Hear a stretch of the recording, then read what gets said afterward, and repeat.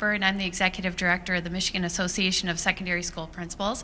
It is my honor and privilege to introduce Dr. Ball, who is the Dean of the College of Education.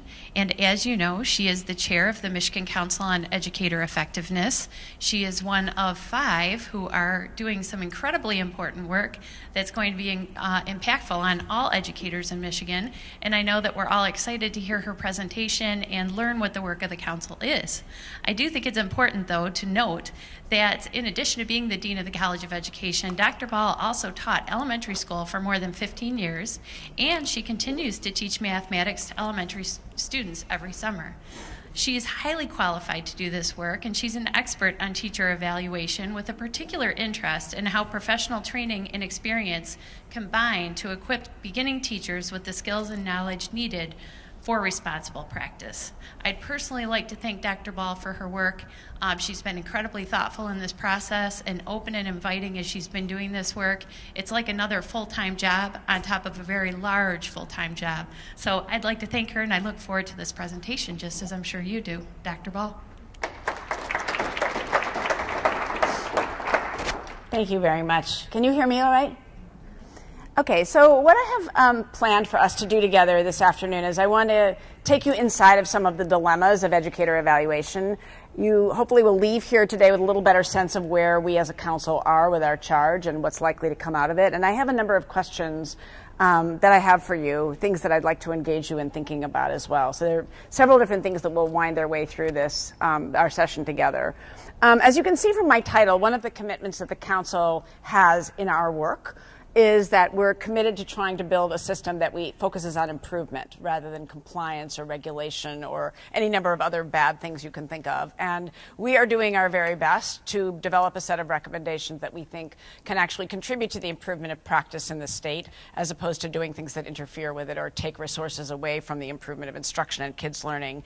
And I want to start by showing you something that I keep going back to because it helps me to remind myself why we're all doing any of the things that we're doing with respect to instructional improvement. And that is from an op-ed piece that Nicholas Kristof published in the New York Times Magazine, or the New York Times last September. If you didn't get a chance to read it, I really commend it to you. He published this around the time of the Chicago teachers' strike.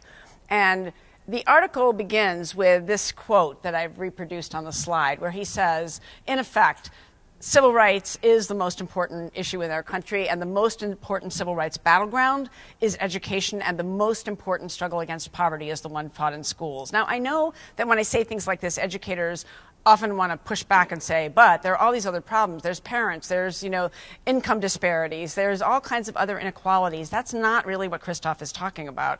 We all know that. What he's saying is something that should inspire all of us who are educators, and that is that schooling has an important and incredibly powerful effect, even in the midst of all of these gross social and economic inequalities. And the kinds of things that Kristof cites in the op-ed, I think, are really worth our taking to heart on our worst days. For example, he cites the growing body of social science research evidence that shows that teaching effects are large. What he means by that, or really what the researchers who produce those results are showing us, is that even in a school which is terrifically under-resourced, where all the social problems you can name exist, 2 teachers in that school can have dramatically different effects on kids' life chances. There can be a teacher in one classroom who consistently, year after year, is helping kids make huge amounts of growth in the subjects he or she teaches, and there can be a teacher right next door in that same environment who is not doing that.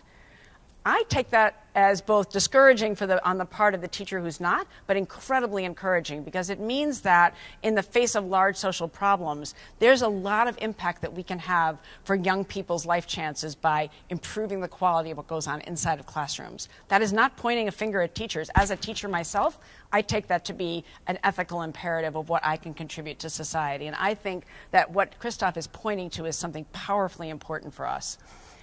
However, Kristof and I part company about 2/3 way through his op-ed piece, because after citing this body of social science evidence where he says things like, if you're a kid and you have a teacher who's in the top, say, quintile of the distribution of really skilled teaching, your chances of what will happen to you across that year are likely that you'll make about 4 months more instructional or learning growth than a student who is in a classroom of a teacher who has less skillful than that. And conversely, if you're a teacher, if you're a kid in the classroom of a kid who's a teacher who's like in the bottom couple of percentiles of the distribution, it's as though you're losing 4 to 5 months of instruction in the year. That's a lot. That's a lot. And so what Christoph goes on to say, where I disagree with him, is that our fundamental problem as a profession or as a country is to find those teachers who are not making those results and get rid of them. It's a bizarre thing to say after citing all of that research. I think just the opposite. What's our greatest imperative is to figure out what the people are doing who are consistently making enormous growth with kids and figure out how to get all teachers capable of having that kind of skill. Teaching isn't something people are just haphazardly born to do. We sometimes act as though that were true, but if we could figure out what highly skilled teaching looked like and build the systems that enabled the people who do the teaching to do that work, you can bet they'd be doing it. So when people don't do good work, it's quite often because we've failed to give them any kind of appropriate training that could help them do better work, and they're figuring it out on their own. And I bet if I asked many of you who have been teachers how you figured out what you do, a lot of you would say that you had to figure it out on your own. So I think of the educator evaluation system as one of several kinds of levers that we need to start pulling to change the game about how we equip the adults who teach to be able to teach. So my question is actually, and I think many others question as well, how could we actually get what I'm going to call more skillful teaching to all American students, and in our case, let's say all Michigan students? Well, the most common policy answers out there are ones that are different from the one we're going to spend our time on today, but let's take a look at them for a moment. One is we should increase selectivity, and what people mean by that is we should be far more picky about whom we let into teacher education. Now, that's an interesting idea. I'll come back to that in a moment, but I want to help you think about why that's not the most powerful lever we could pull. A second thing is thinking about pay for performance. How could we just pay people who do really well more, and somehow that would magically get the other people who are doing less well to do better work? That seems to assume somehow that the people are just waiting around to be paid better, and then they would suddenly teach in a much more skillful way. So that one seems to assume it's a matter of will rather than opportunity to learn and to become more skilled. Abolish tenure, I think you all probably have your own views about that. I won't take that up. I'm mostly just listing here where the policy discourse goes, and it doesn't go toward where we're going to spend our time today. There's a lot of talk about increasing accountability, and that's not a new kind of echo in the discourse, but the one that we're hearing, the version that we're hearing right now is high-stakes teacher evaluation, and there have been many other iterations of accountability prior to this one. So I think it might be worth our stopping to ask ourselves, what is actually the underlying problem? Why isn't it the case that every kid in Michigan is getting skilled teaching every day? Let's think, why might that be?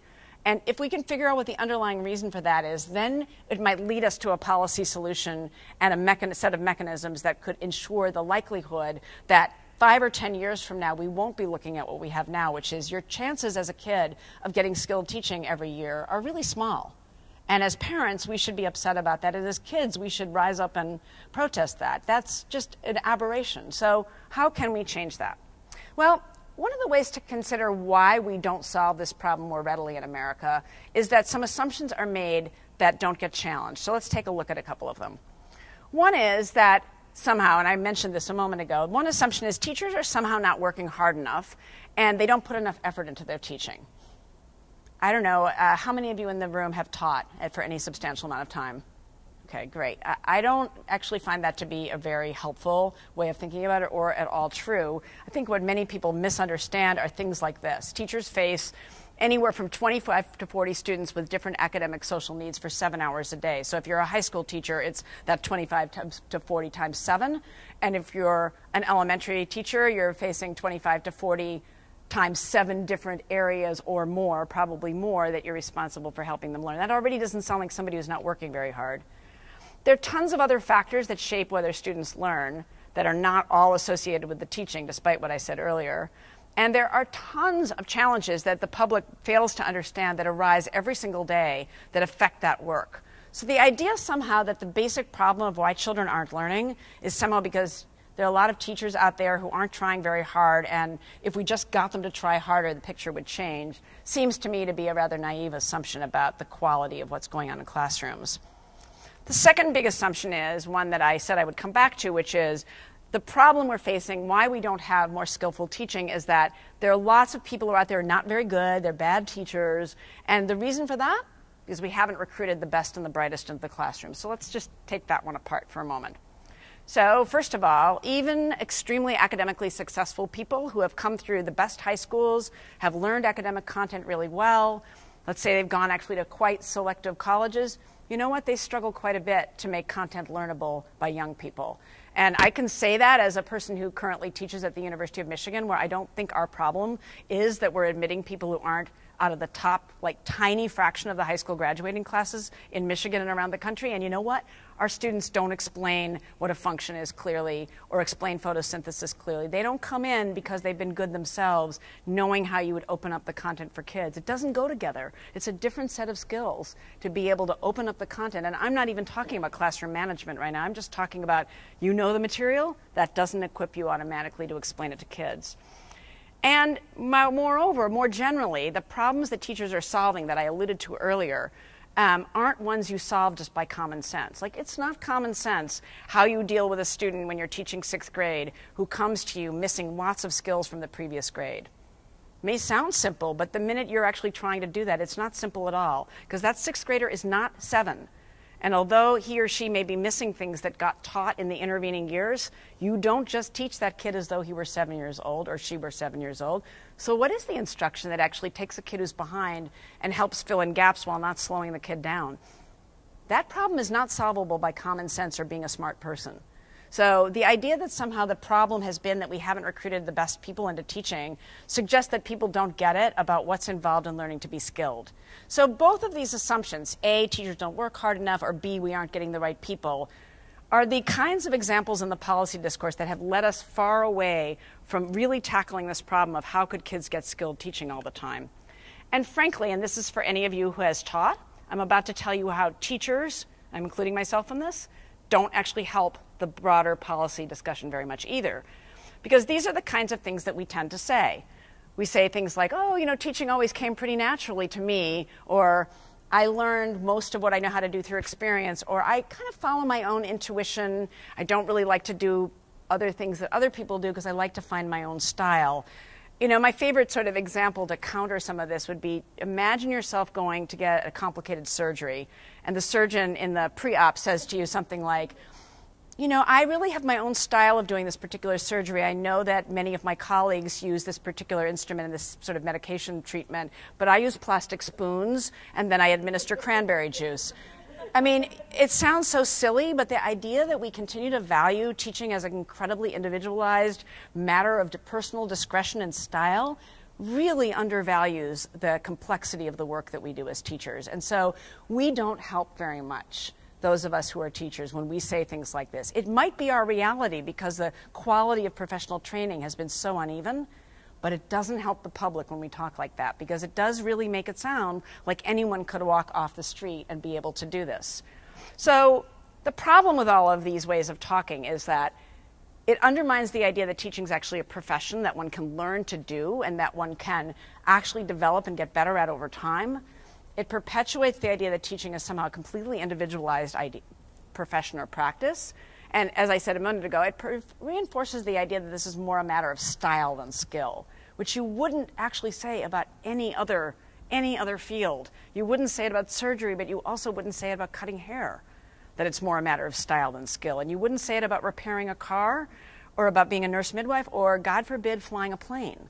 So the idea that we somehow think that this work is this sort of creative, individual work really, really, really undercuts the complexity of helping children learn.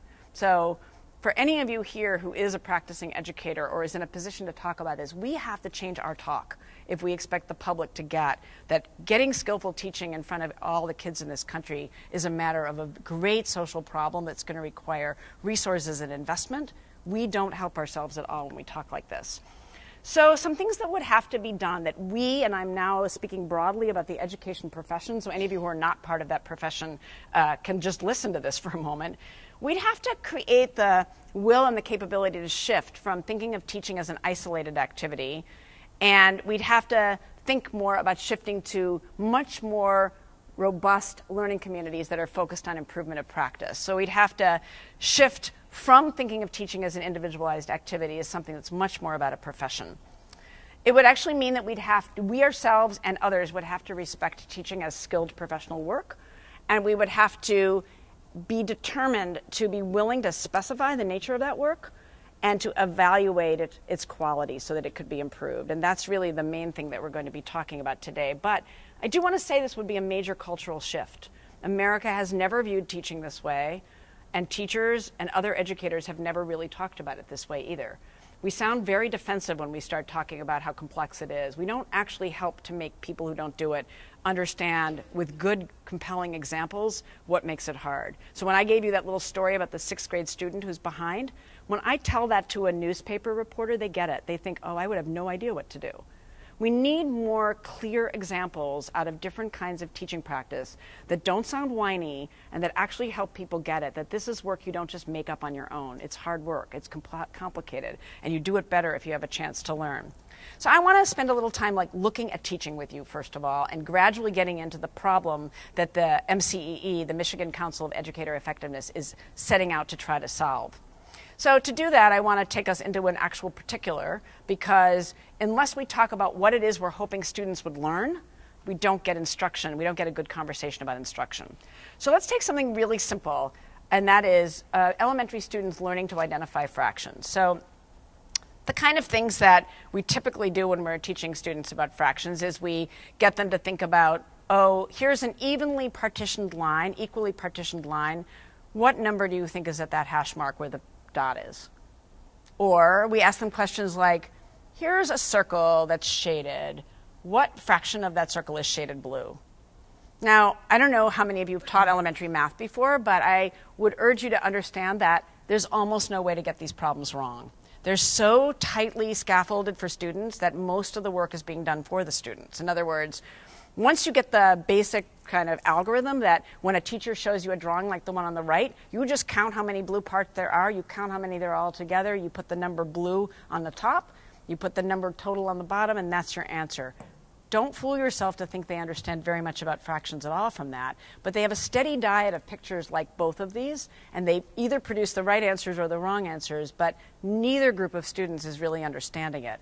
So that's the story we've had for a long time, and now we have the Common Core, which is going to make our life more complicated without having solved that first problem, and that is that the Common Core is going to, or is already, compelling teachers to think in a more sophisticated way about the material that students are supposed to be learning. So for example, with fractions, on the side of the Common Core that's more about the ideas of mathematics, students are supposed to be learning about fractions as division. That barely showed up on anything I just showed you. They're supposed to be learning about fractions as numbers, in other words, numbers on the line, which they mostly don't learn very much about at all. We're not going to take that up. If you want to know what I mean by that, I can tell you, but I'm just saying these are things we don't right now even really try to teach, and this is what's being asked now of elementary teachers. All kinds of ways to represent fractions and a clear idea about the importance of the unit and equal parts of the unit. That's just the idea side of the mathematical goals. And then there's the practices side, which is in many ways going to be new and quite challenging for many teachers to try to deal with. These are practices of mathematics in the discipline that are important parts of becoming a skilled student that many teachers didn't themselves have chances to learn and are now being asked to wrap around fractions. So things like being able to represent mathematics in strategic ways, or being able to construct a mathematical argument or critique a mathematical argument. And these aren't separate. It's not like you have a unit on critiquing mathematical arguments and another day you work on fractions. What the Common Core is saying is that robust work in mathematics is going to involve working on some of these topics that we're familiar with, but in ways that are actually pretty different from the way they've been worked on before. So we have a problem here. We haven't built a system to help teachers develop skill, and along comes the Common Core, and while we have that other problem, suddenly teachers are going to have much more complex goals that they're supposed to be teaching to. And oh, by the way, they're going to have students in their classrooms who already were not being served well by the prior curriculum. So they're going to have big diversity in their classrooms. Sounds like a train wreck, actually. So it is a very good moment to be thinking much more deliberately about how a system of improvement-oriented educator evaluation and professional development could be built in a state like ours that would make it much more likely that we, instead of having a train wreck, we start getting much better teaching and much better outcomes for students. But I can tell you this won't be easy to do. And so my goal this afternoon is to give you more of a sense of what we're up to and why we think that if it were done well, it could have a big impact on the quality of teaching over the next 5 to 10 years in the state. So I'm going to first of all show you a video in which somewhat more complex work is being done on fractions, just to get a little bit more of an image about what it is that skillful teaching might require teachers to learn to do. So here's a familiar kind of task that children have seen for a long time. They're shown an equally partitioned area and asked what fraction is shaded brown. And as I said earlier, many of them do learn a kind of formula for filling in answers to that, and some don't. The most common error, what do you think the most common error is for kids who don't learn the formula well? Sorry? Yeah, they could say 1 over 2, because they might forget you're supposed to count all of them. Or they might get 2 over 1 and forget which number goes on the top. All of that would reflect that they don't really understand the idea at all. They're just remembering, oh, what are you supposed to do with the colored one and the white ones? And they, by the way, hardly ever get asked things like what portion is shaded white or what portion is unshaded. So it's a very formulaic approach that textbooks have taken. But imagine giving them this problem, too, and what do you think they might say about this one? What are some of the answers you think that kids might give to this? Might give 1/3. And they might give 1/3 because there are 3 parts and 1 is shaded brown. Anything else you think they might say? What? 1/2, possibly by looking, what, only at the left-hand side? They might say 1.5 by considering the white rectangle on the right to be the whole, and then you have white and then not remembering that it was being asked about brown, but students who do that are thinking about something. So a range of answers, and this task is deliberately designed to push them into the thing that they're avoiding when they only see that task. So the task asks them to work on both. So what's the problem? They have to understand more about fractions as areas. Lots of kids have developed misconceptions by fractions by the time they're at the grade I'm going to show you. And I'm going to show you a video where children in the class have a lot of different ideas. And what I want you to be thinking about is what is involved in trying to teach this what seems to be very simple content skillfully. And the reason that's a relevant question for us is because we're going to be talking more about how would you evaluate teaching in ways that help teachers learn. So if we have a piece of teaching in front of us, and we'll look at another one a little later today, it'll help you think more about what would a really good system of teacher evaluation help teachers to do. So we're going to watch a short clip of video in which let's go children... back to the original problem, and I would like you to explain one more time why it's one. I'll go back a second. We're going to watch them discussing their solutions to this problem. And what I want you to be mostly focusing on is what do you see the teaching? What's involved in teaching this fractions concept skillfully that one might want a system of educator evaluation to allow us to be able to give teachers feedback about? So let's go back to the original problem, and I would like you to explain one more time why it's 1/4, and then Mackenzie, I'd like you to say why it's 1/3, and let's see if we can agree on that first. It's 1/4 because this is a rectangle, and these are all squares. And like there's 2 rectangles and there's 2 squares in this one, and then. So what did you do by putting that line in that has to do with what Diamond brought up? What are you doing with your line? Making 2 more squares. But what's important about what you said that she's doing? What word do you have to use there? What's she doing when she puts the extra line in?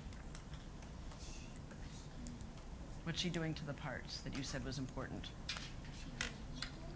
You're making them equal parts. That's the important thing you've done. And then what do you decide after you make all the parts equal? What are you saying about the brown? That that's 1 colored. And so it's 1. What's the hole? Can you show with your finger where the hole is? The whole rectangle? Does everyone agree that's the hole? Yes. And now how many parts are it cut into that are equal? How many equal parts is that cut into? 2. Count all the parts in the whole rectangle. 1, 2, 4. 4. And how many are shaded? 1. And so you wrote 1/4. Okay, now take the strip back off, and you can sit down. Does everyone understand what Shai is saying? Now I want you to listen to Mackenzie, and then we're going to decide about that before we decide about Chloe's drawing. So Mackenzie, tell us what you're saying. Well, I'm saying, Louder. well, there is only 3 shaded in. I mean, no, not 3 shaded in, but 3 total two total squares and one rectangle. One hole, and how many squares are in it? 3. Well, it's rectangles, 1, 2, 3, and so therefore you're calling it 1/3. 1/3. So these are the two different answers. This is what we need to decide first before we talk about Chloe's drawing. So is this one right here 1/3 or 1/4? Okay, Ajane, what do you think? Why do you think it's 1/4? Because even though it doesn't have a line, it can still be 1/4. Even though it doesn't have a line in it, it's still 1/4. Can you say why? Because there is one piece shaded, and if you were to get that other rectangle and put a line through it, it would be 1/4. And why does putting the line into it make it clear that it's 1/4, Ajane? Because it make it look like there's 4 pieces instead of 3. What kind of pieces? What? What kind of pieces? 4 pieces. What kind of pieces? Diamond? Equal pieces. So when you put the line in, you're making all the pieces equal, and that's why you say it's 1/4. But are you saying that even if we don't put the line in, we can still tell that it's 1 out of 4 equal pieces? And how can you see that, Ajane? Even if I don't use the line, how can you tell? Like, can you picture it even if I don't put the line up there? Mm-hmm. What are you doing in your mind? I'm thinking of it as you could. I don't know. What do you think Ajane is doing? Because she's saying she can decide that it's 1/4 even if I don't stick the line on there. What do you think she's doing? Matthew? That she's making the parts equal in her mind. Are you making the parts equal in your mind? Okay, does everyone understand what Ajane is doing? Okay, so why do you think Mackenzie's arguing that it's really 1/3? This is a really, really important thing to get clear about. Lots and lots of 5th graders think this or think this, and these answers are not both right. So we really want to get clear, how can we decide, is it 1/3 or is it 1/4? So what's the reason that many people, and Mackenzie is one of them, and many people in this room think it's 1/3? What's the reason for that? Can I see some other people's hands I haven't seen yet today? Who else thinks they understand why, even if you didn't think so, or if you do? Why might somebody call that 1/3? Okay, Jasmine, what do you think? Because they're not imagining it equal. So what are they doing that gets them the 3? Just looking at it. And what do they see? 3 parts. 3 parts, right? Count them with me. 1, 2, 3, and how many are shaded? 1. So that would lead somebody to say 1/3. So the important idea here is the one that Diamond brought up. The parts have to be equal to decide what to call the fraction. Okay, so take a moment now and just talk, you just have about a minute. Talk with somebody nearby to name something that you think is involved in teaching this skillfully. That doesn't mean whether you think this teacher is teaching it skillfully or not, but what does this make you see is involved in teaching even a very elementary piece of mathematics skillfully? Because that will get us back to what we're working on in terms of building skill. What's 1 or 2 things you can notice?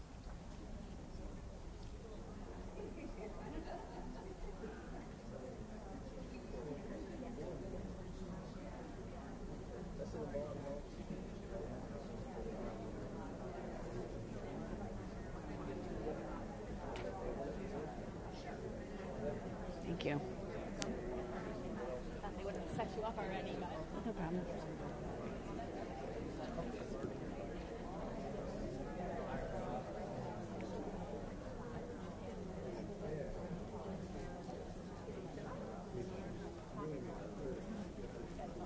Do you still have a mic, Wendy?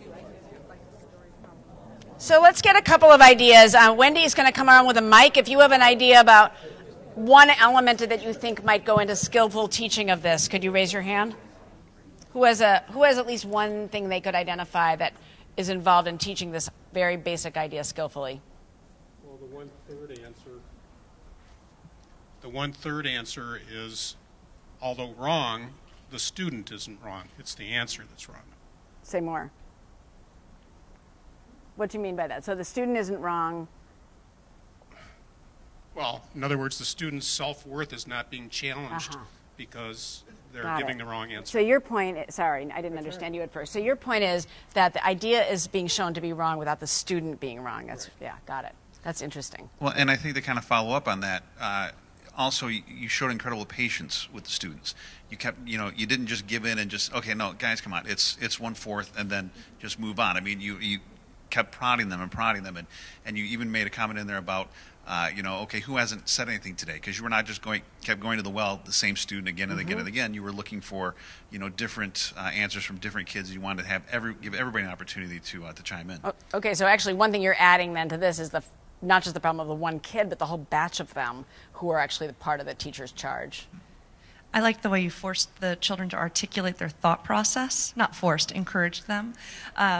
If you get the right answer, we'll explain why. What were you thinking? And when the one student couldn't even figure out really what she was thinking, others could. So that was very artful. So eliciting student talk is actually not easy to do, and it's something people don't appreciate what's involved in learning to do that. So it's easy to go back to the well over and over, as you said, because some kids will talk and others will be reluctant. So the skill of how you get them to talk is a skill of teaching. I thought the use of wait time was really important. A lot of times we don't give students enough time to process or think about the question, and that was very evident, and it was, I'm assuming, very purposeful.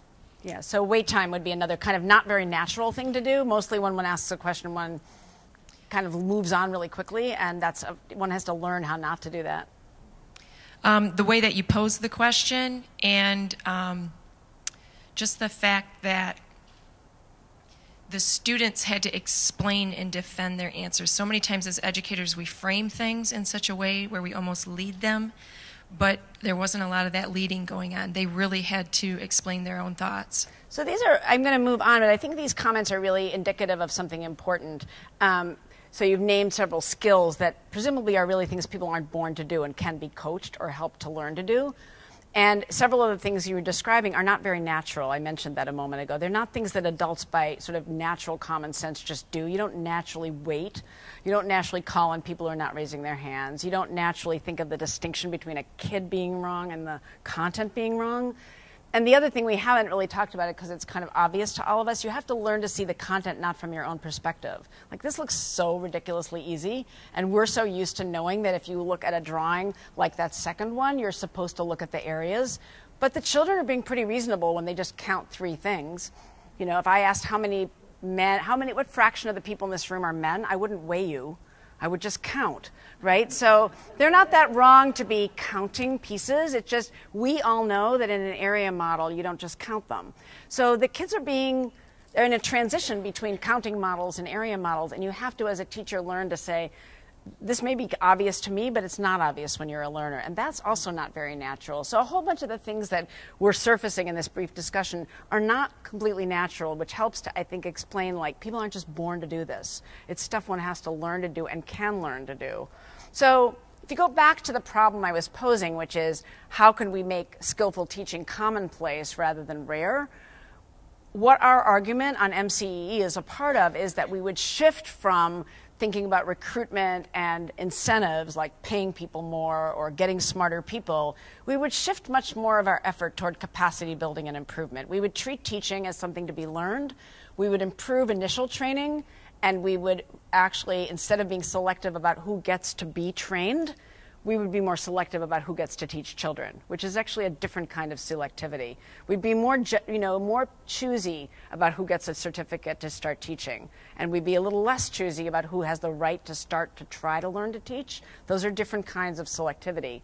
We wouldn't go on thinking that, if you just paid teachers more, which, by the way, I'm not arguing that teachers shouldn't get paid more, but the idea that suddenly by paying somebody more, they'll say, now today I'll decide how to elicit kids' thinking and lead a complex classroom discussion, is really, I think, kind of offensive. It makes it sound as though there are a lot of teachers out there just holding back till someone pays them more. So it doesn't respect the work very much to act as though teacher pay would by itself make people do better work. That would be like, if you paid me more, I wouldn't become somebody who could play as well as Trey Burke. I can guarantee you it has nothing to do with what I get paid. I couldn't do it. I probably couldn't do that even if you trained me, but that's another story. We would actually create real systems of feedback for improvement. Teaching stands out among a whole host of kinds of work where the kind of feedback that the people doing the work get is pretty much wholly unhelpful. And that's not true in all sectors. There are lots of sectors of work in the workforce where people get helpful feedback that's improvement-oriented. It's never really been true with teaching. And we would actually provide professional training that was helpful rather than what it often is, which is not very helpful. It would be targeted. For example, if one learned that one wasn't very good at eliciting student talk, one would have a chance to learn what are some of the ways that one does that. What are some of the things one can do to get more kids talking in class? That's something you could learn, but it would be great if when you were evaluated and you saw that was one of the things you're not doing very well, you could then get targeted professional help on that particular aspect of your practice. So that's pretty different than the way a lot of people think about the role of teacher evaluation, and it's one that's animating much more about the way we've approached our work. Because we've been thinking that evaluation actually does matter. If we take seriously that teaching has big effects on students and that we need a more systematic way to help people do really good work in classrooms, then it does help to think about how you could give people job-focused, really relevant feedback on the quality of their work. But there are a lot of risks involved, and we're living with them, and we're hoping to be able to produce something that you find to be productive and constructive toward moving in a direction that we think is not the way all people think about teacher evaluation. One challenge is we could build an amazing system that, you know, has this tool and that technique and this rule and that rule, and basically what we would produce is a highly compliance-oriented system where school districts and school principals and teachers would worry about checking all the boxes and making sure that they're in compliance, and that would take up basically tons of time, tons of money, and there would be very little left over for professional development, for opportunities to improve. So if you did that, you're unlikely in the end to get the result you want. If the result we want is better learning for children in Michigan, then the challenge we face on the MCE is how to provide enough guidance for a really smart system that provides teachers with feedback, that leaves some of the resources for capacity building. Because if all of it's about evaluation, it won't get us very much at all. We'll just be able to decide that some teachers are better than others, and that's kind of what we already know. So that doesn't help a huge amount. A very different challenge that we face is that teaching, because it's been so individualized, doesn't have a very strong professional language or a way of practice. So it's really hard to think about how you grow a system of evaluation that's somewhat more professional. I think many of you know, for example, that depending on who comes to watch you teach, what that person says to you about your teaching varies enormously based on their particular predilections and what they know. But even if you said we're all going to go watch a bunch of teachers and we're going to give them feedback on their questioning skills, we have so little vocabulary to distinguish how questions differ from one another in class that even if we all agreed to go do that, we would all give very different feedback about questioning, even if we focused on the same thing. So that is a big challenge for us as well at MCE, is we can say all these nice things, but how really, given the state of the profession right now, how could we provide tools that would provide a way for building a system? So in order to experiment with this, I'm going to show you a different video now. And there is a transcript that you have that was on your chair. And I only want you to look at the transcript, nothing else. And I want you to use your own professional expertise to watch this video. And the two questions I'd like you to think about are these. First, what feedback would you give this teacher? Say you could pick 2 or 3 things to give the teacher feedback about. What would you say? And the second thing is, if you had to rate the teacher's teaching on this video, just this teaching, I know it's not very much teaching, but if you had to rate the teaching, would you call it highly effective teaching, let's say minimally effective or ineffective teaching, or highly ineffective? Just make a decision. How would you rate the teaching? It's sort of like your point, sir, up here in the front row. Not the teacher, but how would you rate the teaching? How effective would you rate it? I know you don't have student achievement or anything else, but you know, you're experienced people, so watch it and say, how would you think about it?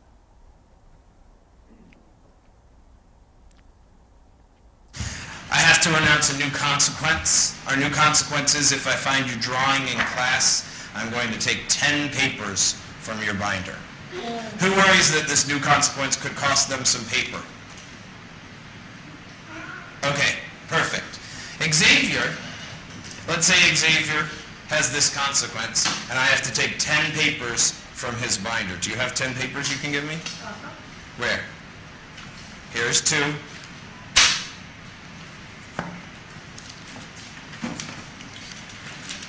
Uh-oh. Here's 4.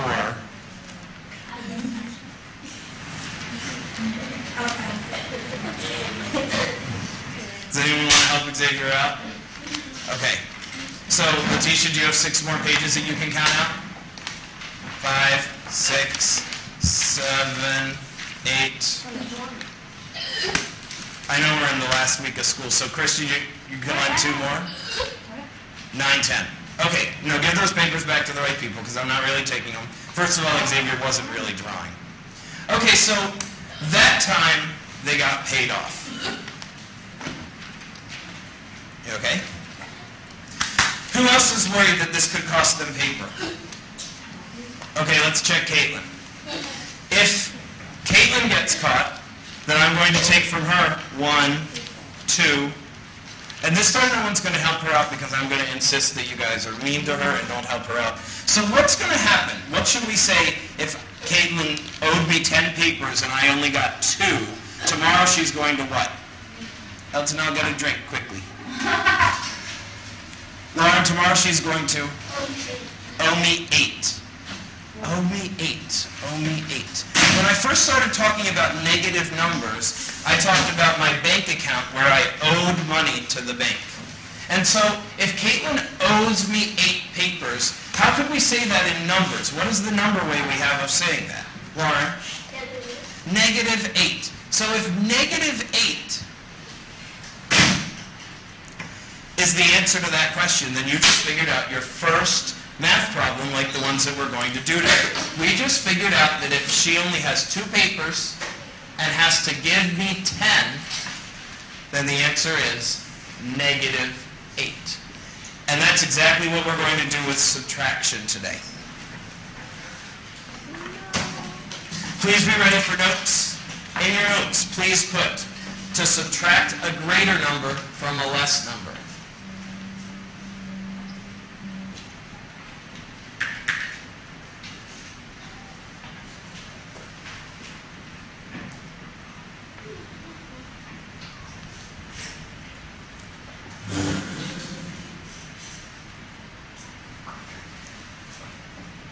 Pablo, notes.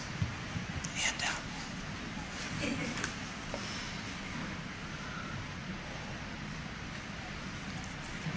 Put a negative sign in front of the difference.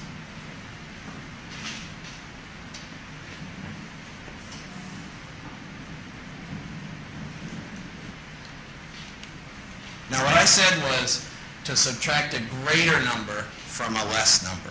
Which one of these shows a greater number being subtracted from a less number? Bria? This shows a greater number having a less number subtracted from it, but not a greater number from a less number. Yeah, it's kind of backwards. So this shows less and then greater. And this one shows greater and then less.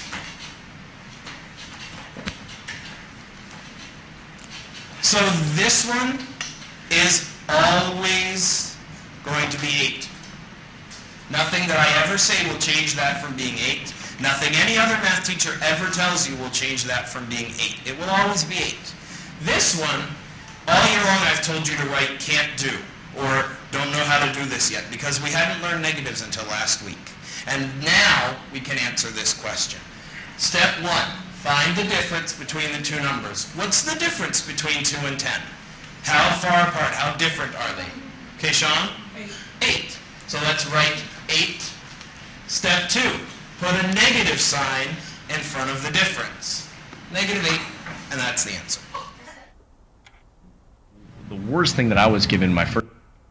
Okay, so what I'd like you to do now is take a moment to talk about the 2 questions I asked you, which were, what feedback would you choose to give this teacher? Pick a couple of things.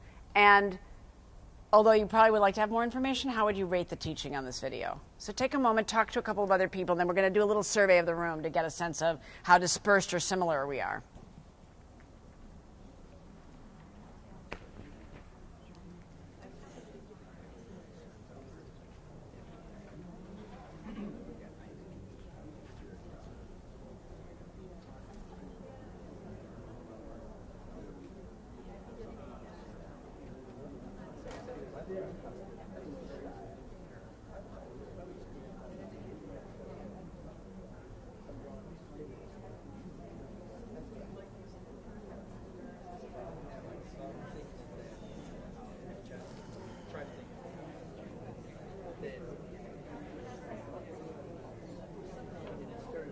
I'm not sure. I wondered about that. I wondered if it was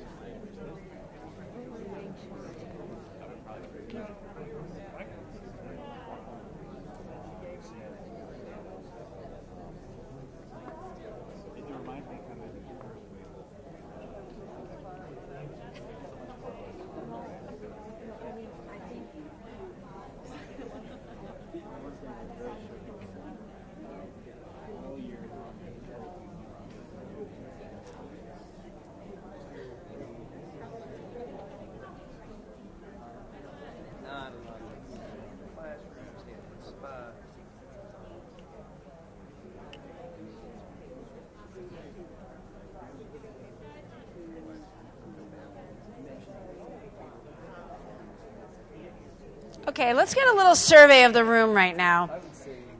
Suppose you had to rate the teaching on this video. How many of you would rate the teaching as highly effective?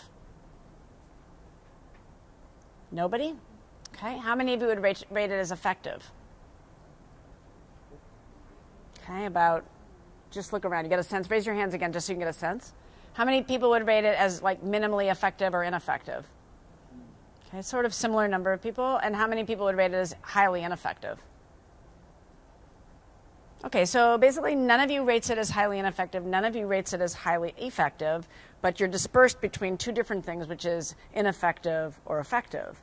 And you're people with a lot of expertise. So that is one of the problems that we face, is that the reliability, even just on judgment in this case, is highly dispersed about what people actually are paying attention to. And maybe just to give it a little more grounding, let's hear a few of the things you would give feedback on. I think that might illustrate the differences in what people are seeing in the room.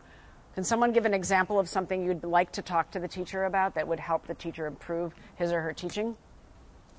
I think that he attempted to have the redirect questioning, but then many times he gave the answers away and then depended on rote memorization. Instead of having them experience the definition, he gave them the definition. So I think there were a lot of things that he could have done differently. So something about his interaction with students and getting them to do more of the work is something you'd like to give him feedback on. What about someone else? Well, I think that he tried to use what he perceived to be as an everyday example that they could relate to, but it turned out to be, at least my opinion, a fairly contrived scenario that he set up. So, the scenario about like losing paper? Yeah. So you're concerned that the scenario isn't mathematically good, or is just like not good in some other way, or? It's just, I mean, he was headed somewhere with trying to present the situation that they could understand, but it was a fairly contrived situation. So it's I mean, if you want to use that type of story to set up a problem, that's fine, but let's deal with something that's a little more realistic. So some kind of feedback about his use of context or some kind of real thing here. You want to say something? I was just going to say that as a student in that classroom trying to think as that age level, I might have been worried about the consequence, because when he set up the lesson, I thought, oh my goodness, he's talking about the consequence. That has nothing to do with negative numbers.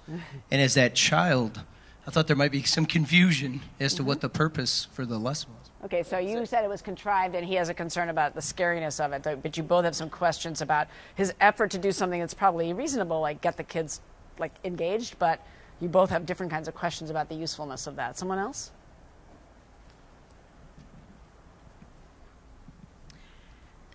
There were two different concepts, one of subtraction and one of negative numbers, and it felt like you didn't quite make the connection between them. I don't know how the kids would get that connection. Okay, so that's a nice content-focused kind of feedback. So some feedback might be about the content. And that's an interesting point for something I'd like to ask you about a little bit later, is that's not feedback about generic teaching. That's literally feedback about the math. And that, no, I mean, that's important, but it leads to some questions about who can give that feedback skillfully to teachers. Near the end, he said, all year long I've told you one thing, and now I'm telling you the exact opposite, which I have an 8-year-old, and that's a credibility problem. So several of you are making very interesting comments, I think, about literally the detail, the sort of intricacy of talk with kids in class. You say something, you have a good intention, and when you're the observer hearing it, you realize, whoa, actually may not be the most helpful way to have said that. What about a couple of positive pieces of feedback? Since some of you thought the teaching was effective, there's presumably something you might give feedback on where you want to reinforce or underscore something the teacher was doing or that was going on. What's some you know, feedback is not all negative. It can also be saying, you should really keep trying to do this. This was important in the lesson. Well, I think you did a nice job with, I mean, you seem to have classroom discipline. You seem to have the classroom pretty well organized. They, you know, they were all paying attention. They all seemed to be on task for the most part. You know, he had a nice shirt and tie on, so, you know, he looked nice. But I mean, I just think that, you know, that's definitely positive, that he did have the classroom's, you know, rapt attention, I guess you could say. Okay, that's a reasonable comment. Now, I feel like you're the person who told me not to keep going back to the well and calling on the same people, but you've now talked 3 times, so I'm going to have to improve my calling on strategies here. Flora has a comment back there. Wendy. I would say one positive thing is that he actually wrote on the board, he said, these are your notes. And so if the child later wanted to go back to and study that concept, they could. Yeah, it's actually interesting. His use of the board probably could merit a whole discussion, because there he's writing very clearly and asking them to copy, and the other side of the board is almost indecipherable. He writes a problem in the middle of the board, and one can't tell even where did he put it.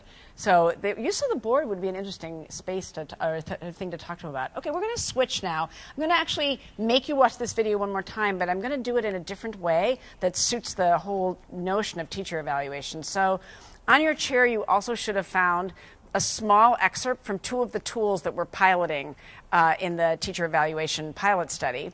One comes from the Danielson's Framework for Teaching, and one comes from Marzano. And what I did was I just excerpted a little bit from each one to pick some things that would be helpful for watching this piece of teaching. Obviously, both tools include many other things. But what I'm going to ask you to do this time is to watch the video one more time, picking just one of those tools to watch with. So in other words, rather than watching from whatever you happen to pay attention to, I'd like you to use the tool to watch with and see how might that affect your rating of the teaching and also the feedback you might end up giving. And the purpose of this experiment is to help to explain what we're learning about the use of observation tools in the teacher evaluation work. So it'll give you just a tiny experience of the difference. Since you just watched and gave feedback to a teacher without a tool, now you'll try the same thing again with a tool. So the second viewing, try to pick one of these and then try to think a little bit about how the rubric you picked informs the way that you're evaluating the teaching. And then does your feedback or your rating of the teaching change at all this time around? You have to be open to seeing what happens. Just try it and see, does your view of the teaching change at all? So here we go again. I have to announce a new consequence. Our new consequence is if I find you drawing in class, I'm going to take 10 papers from your binder. Who worries that this new consequence could cost them some paper? Okay, perfect. Xavier, let's say Xavier has this consequence, and I have to take 10 papers from his binder. Do you have 10 papers you can give me? Where? Here's 2.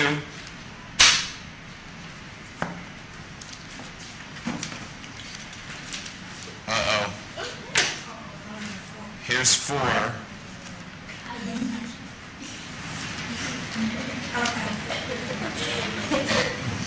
Does anyone want to help Xavier out? Okay.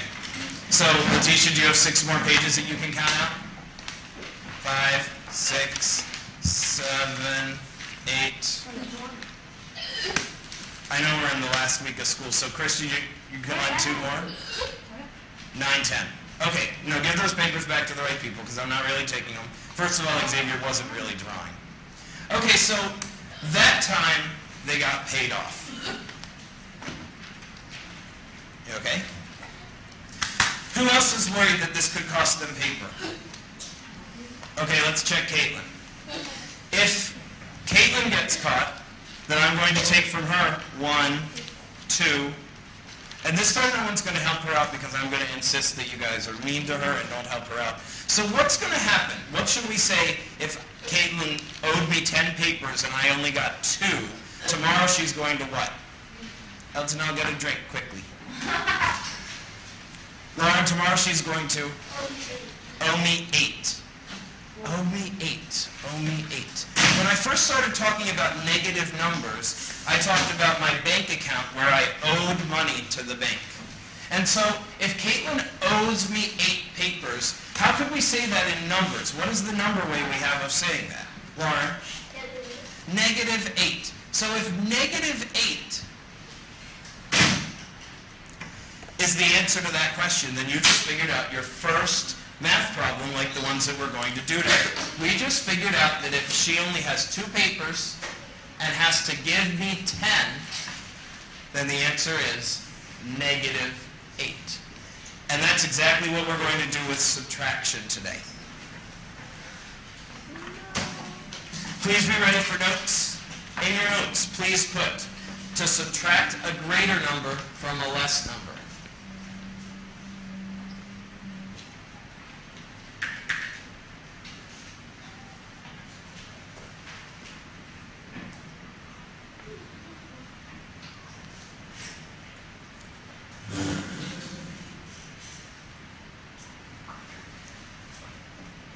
Pablo, notes.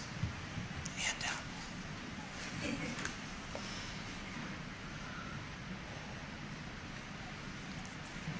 Put a negative sign in front of the difference.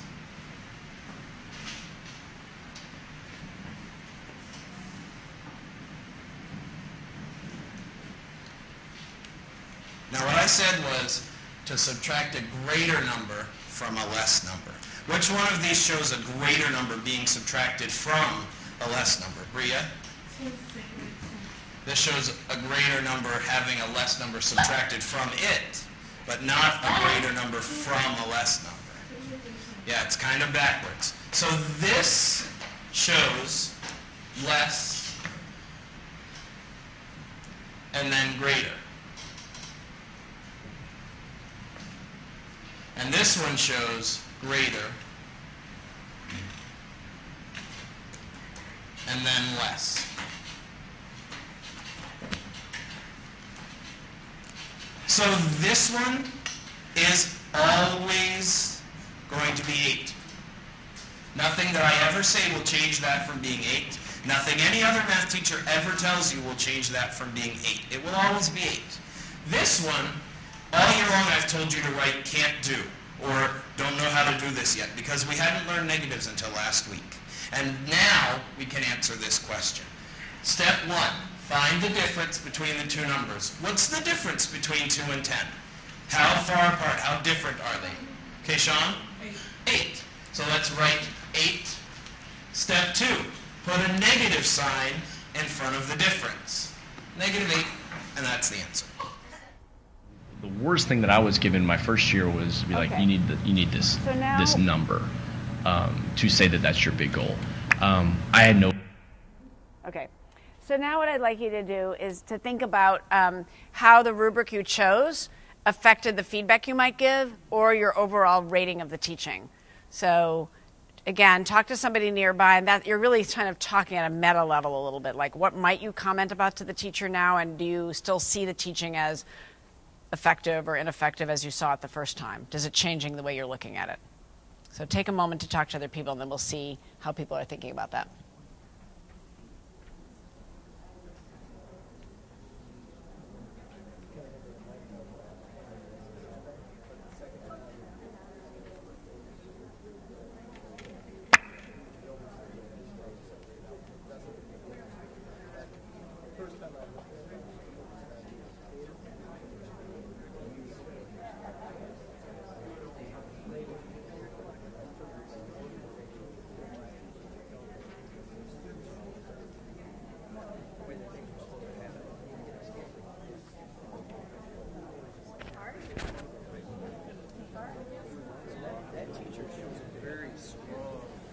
I think the strongest classroom.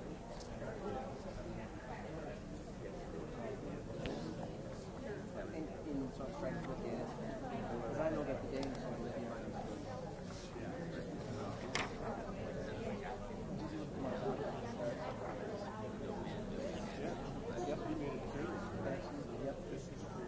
Yep, absolutely. Yeah.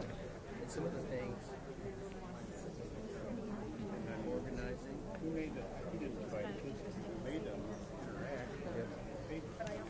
You're both from Chelsea? Yes. Yeah. Yep. What are your roles there? I'm school board president. You're school board president? I'm the band director. You're the what? Band director? Oh, you're the band director. I live in Dexter. Oh, okay. So, mostly you're a football rival, I think, mostly. That's right. That's what it was. I just want to compliment you. I was at Bridge Magazine conference that we had a while ago, and you were on the panel. Yeah. Oh, the one that went in in downtown in the Lansing Center. Yeah, I'm very impressed with you. Oh, thank you. Thanks for that comment. Thanks. I hope you guys do a good job on this. Yeah, we're going to close by showing a little where we're heading. I have a few questions that I'm hoping to get your guys' feedback on. Okay, let's get a little sense of whether there was any shift. Let me ask it two different ways. How many of you changed your rating of the teaching this time around? Raise your hand if you changed your rating. Can you raise your hand a little higher, because it's sort of for all of us to see. So about a third of you changed your rating. How many of you, keep your hand up if your rating went up? Okay, put your hand up if your rating went down. Okay, that's about equal. That's interesting. A few more went down, actually. Okay, so what about changes in the feedback? Is there anybody who could volunteer to say something caught your eye now that you would give feedback on that you weren't thinking about the first time? Just not a show of hands. Is somebody willing to mention something you would now give feedback on? I guess it's something I would have given feedback the first time, but would give it even stronger is he doesn't ask the kids to explain their learning ever. And he wants to do discovery learning, and he gave it 3 seconds. And I've always said, what you put on the board is what you give credence to. And he gave credence to a process. Interesting. Find the difference, put the negative in front, we're all done. So those kids don't understand what negative numbers are. He started with trying to explain negative means debt, and he never got there. Which tool did you use? I used Marzano's. And did that help you with that, or is that more you bringing your own expertise right now? I went from minimally effective to ineffective. He got worse. But did the tool affect your feedback at all, or not really? Like in terms of what you just talked about? No. Not so much. I've been creating evaluation systems in my district for 2 years. Okay. Yes. So I still think that this segment refers back to having learned negative numbers the week before, and I think that he's getting ready to do something more in his lesson plan. I felt like it was a review. And in using the Marzano, which I went through quickly, it ends up that he's totally ineffective. But if you use the Danielson one, it ends up that he's probably proficient and going someplace else that we don't understand. So it came out differently on the two tools? Completely differently. Very interesting. Other comments about your effort to use a tool, things you're noticing? Yes, over there.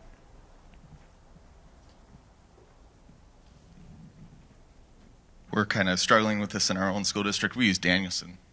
And one of the things that we talk about all the time is putting some kind of rubric or scoring system or evaluation instrument on this framework. I initially said effective. When you rate them out, it could be basic, but it might be basic just in pedagogy. And so these other areas that he's doing things okay, and I mean the gentleman over here mentioned classroom management. I mean he might plan and things like that. If you use Danielson's framework, then you would find yourself maybe saying that with some basic areas and some proficient areas, overall I'm going to rate this guy effective.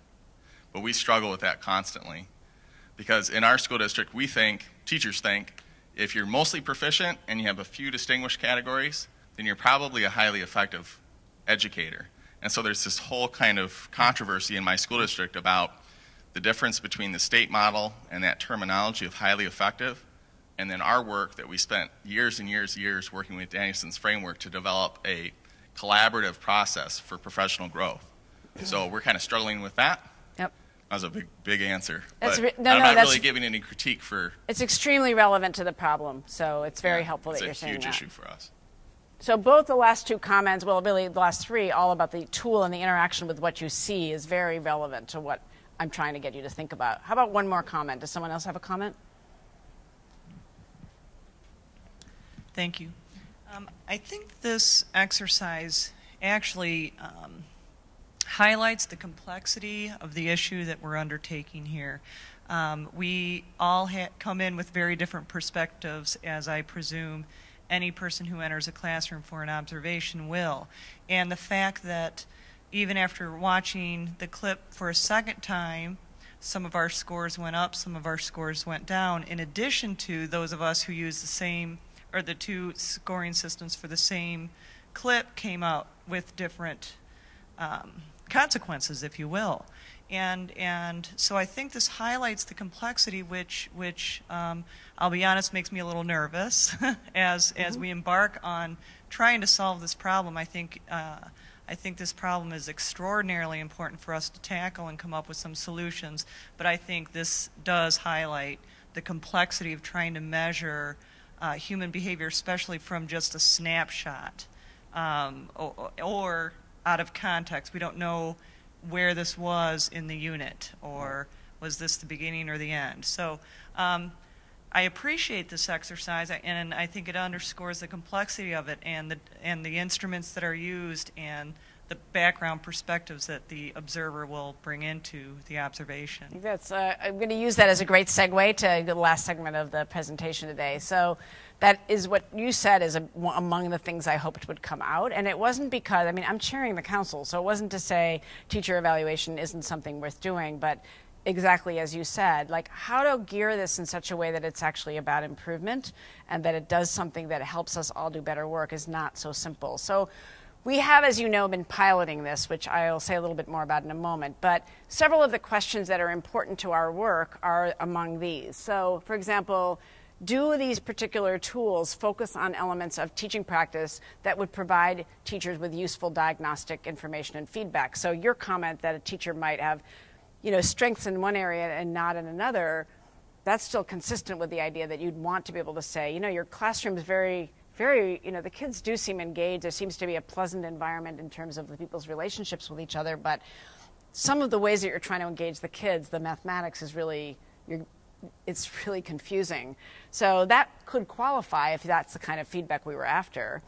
There's a big question here that I'd like to ask you some advice about is what does the observer have to know to use any of these tools well? So among you, you bring different expertise. For example, I mentioned I'd come back to you. You made a comment about the math, but some of you are watching some other things like the engagement or the use of examples, or is the content actually being treated with integrity in a way that's not confusing? There's a lot of issues, and the question really does come up is who has the expertise to use even a tool in a way that's consistent with what's being taught?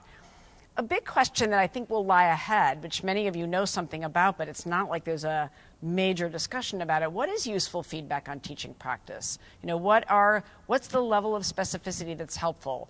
What kinds of feedback help people to grow? Does it matter if they're beginning teachers or much more experienced teachers? What do we actually know about feedback and its use? That's not to say there aren't people giving good feedback right now, but it's not something we spend a lot of time learning to do really well. And finally, and this seems really important to the question of how the tool relates to improvement, is there high quality professional development available to match with what the tool and the feedback point to? So if you say to a teacher, you know, you're teaching two concepts here actually, and you didn't distinguish them very well, where is the person who gives the teacher that feedback? Or more important, where does that teacher supposed to go to get more help in clarifying that content? Is it just being told that and next time he doesn't do it, or does he need an opportunity to think a little bit more about what's the content space here and how do I get it clearer? So I'd like to close actually by just reminding you briefly what our charge is and then to ask you a few questions. So the charge that we were given by the state board and the legislature, really was law, was to recommend in these 5 areas: a student growth or assessment tool, observational tool, basically, a tool for observing and giving teachers feedback on practice, an evaluation tool for school administrators, and then 2 more things which I'm not going to try to talk about right this moment. But the 5th one is really about how presumes that there would be some statewide system and asks how would districts who want to do something different get approval for that. But right now, I'd like to mostly concentrate on the first couple and to say our vision has been, as you may have gathered from my presentation today, to adhere to these principles, which we developed early in the process. We want the process to be fair, transparent, and feasible, and those are different. So fair means that it actually is fair to the range of things that people are teaching and who is a teacher in this state. And I'm now just talking about the teachers. The principal, you could say the same thing. That it's transparent, that it's clear what it's focusing on and how it works. But feasible also is a big one for us. Like, you could come up with a system that was incredibly detailed. For example, we learned so far that in order to produce a very reliable estimate of a teacher's skill, you have to observe that person at least 3 or 4 times in the year. So we're stuck, because if we recommended that every principal in the state was to observe teachers 3 or 4 times, that's not a feasible system. So that's a dilemma, because if we say, oh, well, 1 observation would be enough, then we're not being fair. because that's actually not what we've learned about how you get reliable estimates of someone's skill. But if we say everybody has to do it 4 times, that's not doable. So these are among the dilemmas that we've begun to understand, and we're committed to doing this in a way that actually holds up to standards of how you do observation well and how you do evaluation well.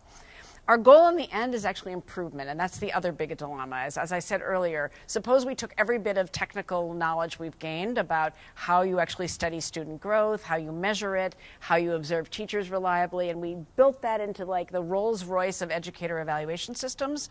That would cost so much money and take so much time that there would be no opportunity to improve. It would suck up all the resources and attention into the evaluation system. So another dilemma is, how do we balance between improving what we do now, which often isn't very good. The press keeps reporting how everybody's effective, everybody's highly effective, so that's not improvement oriented, and it doesn't even make the profession look very good in the public eye. But how do we improve on what we do now and still leave much of the resource available for targeted feedback and improvement so that in the end we actually get better teaching for kids? That's the goal. So this set of principles is nice, but living up to it puts us in this situation where we have a lot of dilemmas. So some of the challenges we're facing are these, which I've mentioned. What I'd like to actually close with is to ask you some questions, and maybe what we can do is take up the ones that you'd especially like to comment on, and perhaps others, if you need to think about them more, you might choose to write to us. We do have a website. It's mcede.org. If you haven't already visited it, we take up comments and questions all the time. But here are 5 questions that are really on our mind right now. The last one is basically, what are your biggest worries about all of this? And what are the positive things you think could come of it if it were done well? But that's a big question. Some specific questions we have at this point are master teachers, or whatever you want to call them. Let's say people who are known to somehow be particularly skilled in some aspect of teaching maybe, or in their subject. Should they be among the people who do some of the observing, and what are the issues there? We've heard both. We've heard people saying that's absolutely crucial. How could somebody observe a high school math teacher who knows no math? How helpful would that be? But then we've heard people worrying about the relationships among teachers if they're in evaluative roles. So we're interested in what you think about that. We're very interested in whether you think it's actually useful to rate teachers into categories of effectiveness. We know the law says that, but we were charged with coming back with recommendations that we think have integrity. Is it actually helpful for a teacher to be told, I mean, given your comments, you're highly effective, you're ineffective? How helpful is that? Might be a better way to ask you that. Is it helpful for everybody? Is it helpful for the people who are just really, really doing a bad job and aren't getting better? How helpful is it for all the people in the middle? You mostly rated the teaching in the middle. And you weren't very reliable because half of you said that the teaching was effective and half of you said it was ineffective. So both, is it feasible really to rate people, and how helpful is that toward improvement? What do you think it would take for teachers to get better feedback on their work? Do you have ideas about what we should be recommending to ensure that the system leads to helpful feedback? And what do you think are, and this is another kind of big question, what are some of the features of opportunities to learn that really do help people improve? So it's not just feedback, but are there things we should be saying about what really good opportunities to learn look like that you think you'd have some confidence that if administrators and other kinds of people could give teachers better observational feedback and we had a better way of tracking student learning, how could we take that and build a system where teachers actually were motivated to and really had the opportunity to improve their work? So any of these questions would be helpful to us. If somebody wants to pick one and make a comment or two, that would be great. And anything we don't get to, I really urge you to send us a note or contact us in some way, because these really are on our mind right now, and would love to have input from you in any way possible. Would you like to start? I guess 2 of them strike me. And one is that I think the master teacher could be very valuable in terms of having somebody on staff to help, or yes, in terms of evaluation, especially if they're part of a team with an administrator and maybe a master teacher. But also I think they could be supportive in terms of the professional development and how are they going to get help, because we found with at the ISD that embedding and having more of a coaching model for professional development and getting expertise in the local schools really has been more effective. So if you have that. And then the other one that I have real concerns about is the one about rating teachers.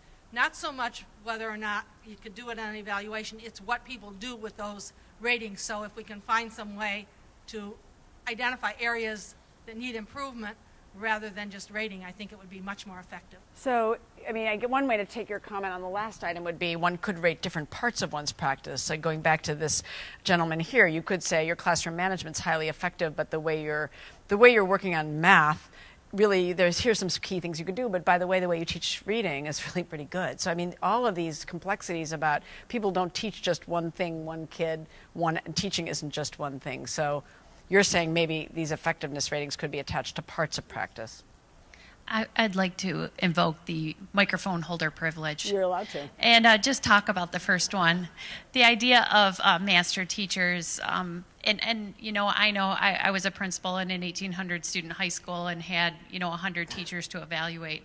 And although I'm passionate about teaching and want to be that coach, it's very difficult to be the evaluator and the coach. So I like the idea of having that master teacher being the coaching person. I could go to them and say, these are areas that I'm concerned about. Can you work with this person? And then they can go in and model effective instruction and give feedback to that teacher in a coaching mode. And then I can continue to that role of the evaluator. So I like that idea myself. Mm-hmm. I'm going to address number 5, but first I'm going to preface it by saying thank you to the state of Michigan for forcing us to look at our evaluation system, because 10 years ago, as a profession, we were terrible at this. Mm-hmm. And we need to admit that our evaluations in the past were not valuable. So I want to preface this by saying we had to see change. I'm going to address number 5. My biggest concern is if any of these rubrics, no matter which one or which ones come out to be the ones that we're going to use, they're only as good as the evaluator.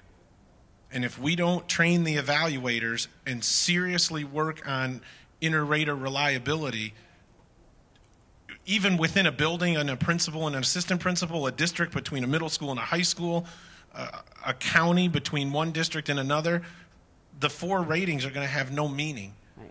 And so I think before we rush into something, we have to make sure that the evaluators are trained in how to use the tools. Because the real benefit from any of these rubrics is the conversation and the self-reflection that they cause. It's not the rubric itself. But if the evaluator can't use that rubric to get to that conversation, the rubric has no value.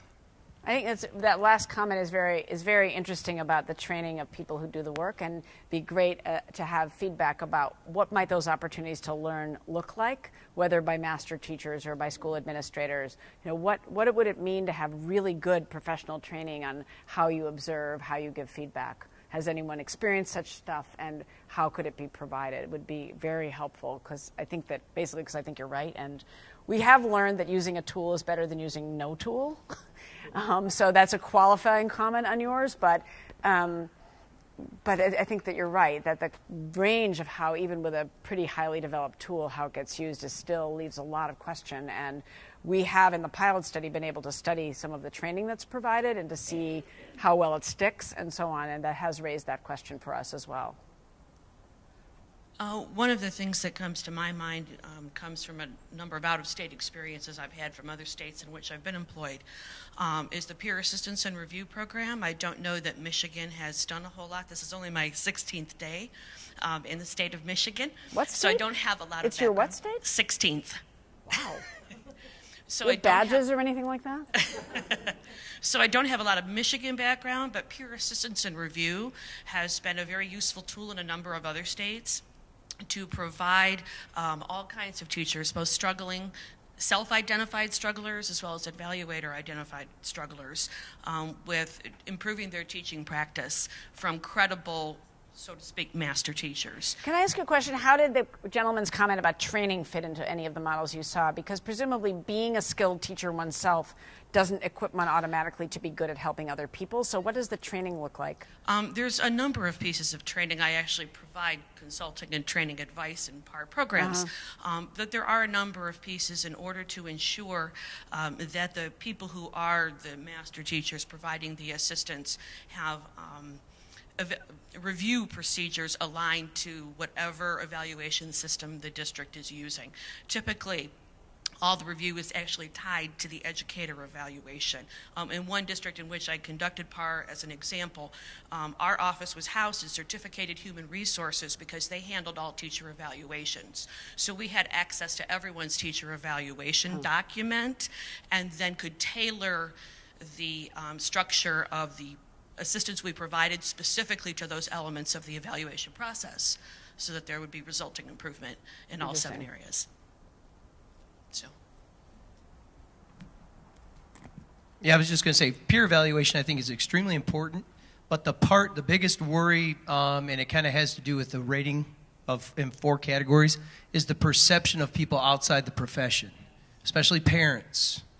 And you begin to, especially the fear from teachers that we're going to rate and rank them, and to compare an elementary school 2nd grade teacher to a high school music teacher in regards to rankings and ratings, that each of those teachers have specific objectives or even responsibilities within a district, that when we begin to use 4 categories in regards to effectiveness, that we begin in our mind to rank, even if they're not published, so to speak, then that feeds into the public's, well, gosh, I don't want my child to have that teacher because they're not as effective as another teacher.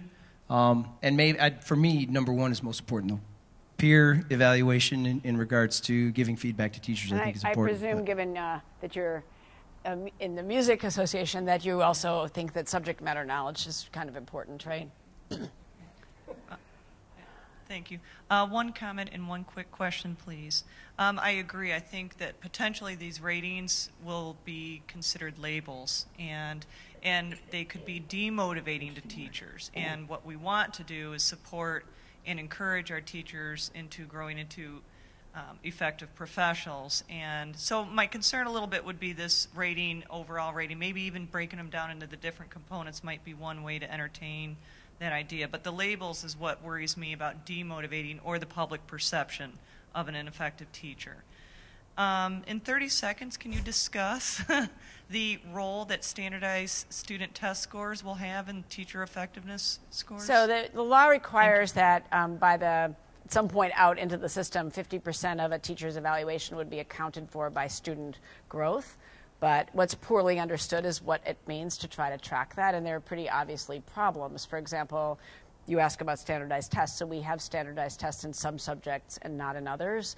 And although there will be presumably others developed, there still will be subjects, music for one, and others where there's not that kind of standardized testing. We routinely hear from the special education community, from early childhood. So taking more seriously that student growth, that we should as professionals embrace that that's part of knowing how skilled we are. But a challenge then is how you do that in a fair way that allows there to be a systematic way of tracking what the contribution is of the skillfulness of the teaching to children's growth. And that's not an easy problem to solve. So I guess a simple answer in the 30-second version is where there is good, valid, standardized test information that can be used to generate the information on which then value-added models could be produced, that we will recommend that for at least a large portion of it. But where there isn't, there'll have to be other systems, because it's not as though the band teacher shouldn't be accountable for student growth, but we would reject, I think it's fair to say, the notion that the band teacher is responsible for growth in children's literacy. Even if it's the case that children are reading to read their sheet music or reading about music, that's not that person's job. So we have had it proposed to us, everybody will just get evaluated on whatever there is standardized testing for, and that's not the way we'll be recommending. We'll be trying to put in place recommendations about things we've learned about ways of specifying more clearly how you get at growth and how you look at the contribution of student learning to the evaluation as appropriate to the level and the subject matter. But that is the 60-second version of the answer. I think we have time for like one more thing, and then we should probably close. Yeah. I think, what you were doing, and I followed some of the training that Wendy has provided. I've gone to a number of sessions, and I'm training in Dearborn. I've been leading our training, and then recently we've gone on to the Teachscape training module through Danielson. I think whether or not that's the perfect rating system or not, it has brought increased attention. We have been doing the rater reliability training. In fact, we have a large district, and we're getting there. And I'm not saying that we're perfect, but we're using those videos, that are in the system and trying to create that rate of reliability. The one thing I think, too, that is difficult is it is only a little clip. So if you're looking for reliability, you have to gather those data points over time. And that's the thing that I've been doing with our principals, saying, look, we only have this limited clip, but when you're in the building, you're going to go in multiple times or do multiple observations to collect that data. And then I think you'd have a closer rate of reliability. And that's what we've discovered as we're doing the training as a whole, versus this diversified responses. Because when I have done that and just showed a clip and give me your overall impression, well, we're not really looking at the overall, we're looking at that specific component. But I think we can get there with the training, and I appreciate some of the work you've done. Wendy's been very helpful to our district. And my biggest concern is what you just mentioned, though, is about the growth measure, because we're having a lot of struggles with that. And I know next year, September, it's 25%. Then it's 40% and 50%. So we have to implement that percentage next year by law, and that's kind of where I think is my biggest worry right now. Thank you for your time and for your leadership. I do want to say one thing about timeline before we close, because everybody keeps talking to us about the timeline. So the way our recommendations will go, just so you can have a little bit of a reality check to what's really possible, despite what lawmakers might say, our report will be done later this spring, right? So it still has to be, we're only recommending. The legislature actually has to take up the recommendations, and they have to consider them, and they have to put them into place. And we don't know how they'll do that. So nothing we're doing can be in place by next fall. If we're lucky, they might act on it next fall. And we're recommending that year one of this whole system, if it's early enough next year, is the year in which districts pick the tools that they're using according to what we specify, if they follow our recommendations, get the training on these different components we're talking about, and that if everything were on time, we'd be ready for phase one by 2014-15.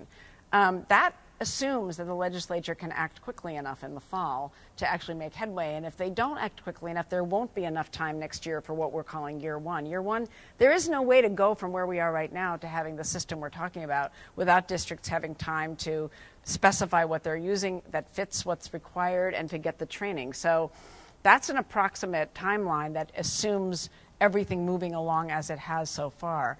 We were fortunate that when we took over our charge and we said, you know what, you may think this is going to be done by April 30th, 2012, but it's not possible to do that in any reasonable way. There was a little bit of pushback, but astonishingly little. I think that we've been pretty successful at helping people see that if this is going to be ethical, transparent, and actually produce results for children, there isn't some timeline in the sky that has to be met if we have any seriousness about doing this well. So you can help by continuing to sort of think carefully about the complexity and what it will take to do this well, and be willing to give feedback into what it means to have designed it well. So there's still time for that, but on timelines, let's work together to be clear with everybody about doing this actually will require learning, and it isn't going to happen just by announcing it. So anything you can do to help with that message would be very helpful. This has been great to hear your comments, very reinforcing for us, but anything that you have to offer or to suggest to us, please contact us on our website or write to me, and we'll be happy to take up things that you're asking. There's the information with our website, and Corey Meehan, who's sitting right over here, is our project manager. So let us know if there are things you want to contribute to the process, and thank you very much for chairing today. I know all of us want to thank Dr. Ball for her work, and also Joseph Martineau is a non-voting member that supports the work of the council. I know all the work Joseph's put in, and I just wanted to give a moment to recognize Joseph, too, for his work. Thank you so much. I feel better. Do you feel better that this work's in her hands? Have a great afternoon, everybody. Thank you, Wendy. Can I take this off now? No, you better do it.